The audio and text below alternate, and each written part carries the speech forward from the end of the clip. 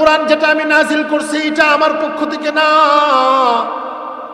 এই কোরআন এটা মুহাম্মদ নিজের পক্ষ থেকে বানায়া বলে, তাহলে তোমাদের সকলকে আমি বলতেছি ফাতু বিসূরাতিম মিসলি, কোরআনে কারীমের সবচাইতে ছোট সূরা সূরাতুল কাউসারের মতো একটা ছোট্ট সূরা তোমরা বানায়া নিয়ে আসো। সুবহানাল্লাহ বলেন, সুবহানাল্লাহ। ওই দিন গেছে, আজকে পর্যন্ত দুনিয়ার কেহ কোরআনে কারীমের ছোট্ট সূরার মতো সূরা বানানোর সাহস দেখাই নাই।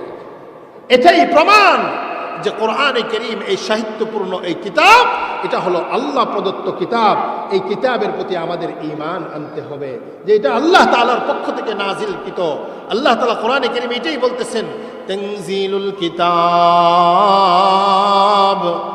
লা রাইবা ফীহি মির রাব্বিল আলামিন। তোমরা কোরআন নিয়ে সন্দেহ করো, আমার নবীর উপরে আমি যে কোরআন নাজিল করেছি এটা নিয়ে তোমরা সন্দেহ করো। তো সূরাতুল বাকারার 3 নম্বর রুকুতে আল্লাহ তাআলা এই ছোট্ট সূরার মাধ্যমে চ্যালেঞ্জ করছেন, ওয়া ইন কুনতুম ফী রাইবিম মিম্মা নাযালনা আলা আবদিনা ফাতু বিসূরাতিন মিন মিসলিহি ওয়াদউ শুহাদাআকুম মিন দুনিল্লাহ ইন কুনতুম সাদিকিন। রব্বুল আলামিন ইরশাদ করেন, আমার বান্দা মুহাম্মদের উপরে আমি যা নাজিল করেছি এই ব্যাপারে যদি তোমাদের সন্দেহ হয়, এই ব্যাপারে যদি তোমাদের সন্দেহ হয় যে কোরআন যেটা আমি নাজিল করছি এটা আমার পক্ষ থেকে না,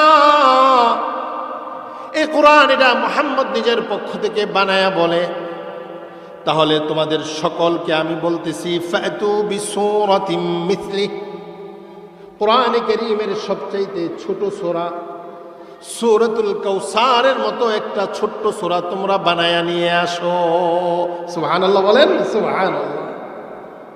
ওই দিন গেছে, আজকে পর্যন্ত দুনিয়ার কেহ কোরআনে কারীমের ছোট্ট সূরার মতো সূরা বানানোর সাহস দেখাই নাই। এটাই প্রমাণ যে কোরআনে কারীম এই সাহিত্যপূর্ণ এই কিতাব, এটা হলো আল্লাহ প্রদত্ত কিতাব। এই কিতাবের প্রতি আমাদের ঈমান আনতে হবে যে এটা আল্লাহ তাআলার পক্ষ থেকে নাজিলকৃত। আল্লাহ তাআলা কোরআনে কারীমে এটাই বলতেছেন, তানজিলুল কিতাব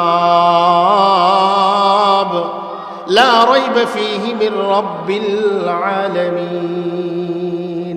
আল্লাহ বলেন এই কিতাব রব্বুল আলামিন, আমি রব্বুল আলামিনের পক্ষ থেকে নাজিল করা হয়েছে, যার মধ্যে সামান্য কোনো সন্দেহ নেই। সুবহানাল্লাহ। সম্মানিত উপস্থিতি, এই আয়াতগুলোর মাধ্যমে আমরা বুঝতে পারলাম যে কোরআনে কারীম এটা আল্লাহ প্রদত্ত কিতাব এবং এই কিতাবের প্রতি আমাদের ঈমান আনতে হবে। এই কিতাবের প্রতি ঈমান আনা একটা তো জবান দিয়ে স্বীকার করা, আর একটা দিল দিয়ে বিশ্বাস স্থাপন করা।